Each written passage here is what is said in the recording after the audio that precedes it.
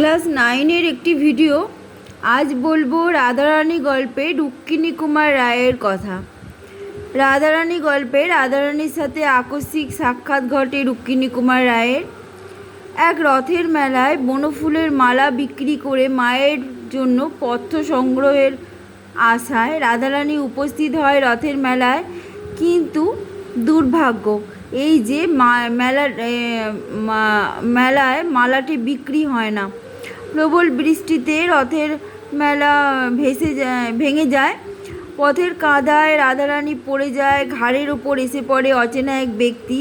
প্রবল আঘাতে রাধারানী ব্যথায় কষ্ট পেয়ে চেঁচিয়ে ওঠে। জনৈক ব্যক্তি তাকে নাম পরিচয় জিজ্ঞাসা করে হাত ধরে বাড়ি পৌঁছে দেয়। মালাটি কিনে নেয় পয়সার বদলে ডবল টাকাতে। অন্ধকারে রাধারানী বুঝতে পারে না, নিতে চায় না সে টাকা। এছাড়া ওই ব্যক্তি পদ্মলোচনকে দিয়ে শাড়িও পাঠিয়েছিল রাধারানীর কাছে। এই ব্যক্তি হলেন রুক্মিণী কুমার রায়। এইরূপ সদাশয় দয়ালু ব্যক্তি কিন্তু রাধারানী ছোট বালিকা হলেও তার মধ্যে যে প্রবল আত্মসম্মান বোধ আছে সেটা কিন্তু বুঝতে পারেন। রাধারানীকে তিনি দান করেছেন ঠিক কথা, কিন্তু দান করলে মহৎ কর্ম হয় তিনি জানতেন।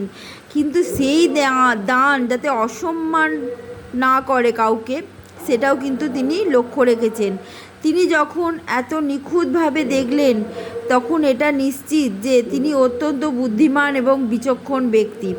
তিনি 100 টাকা দান করে যান, নীরবে উঠোনে ফেলে যান। কিন্তু পাছে কেউ সেটিকে চোরাই নোট বলে, তাই তাদের নাম লিখে যান। এতে বোঝা যায় তিনি বুঝেছিলেন রাধারানীদের অবস্থা চিরকাল খারাপ থাকবে না, কিন্তু তাদের পাশে দাঁড়ানোর জন্য সেই সময় কেউ নেই বলে তারা অসহায়।